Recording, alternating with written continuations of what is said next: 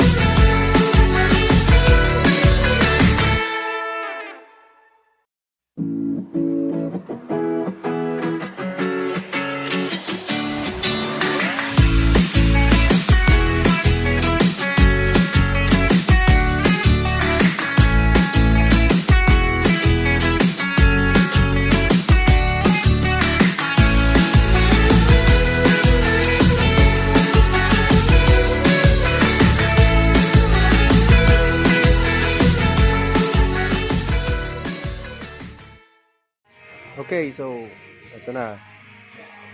Grind na lang natin ng konti kasi may mga umumbog na part dito. Tapos dito sa mga mga kailangan ipino natin.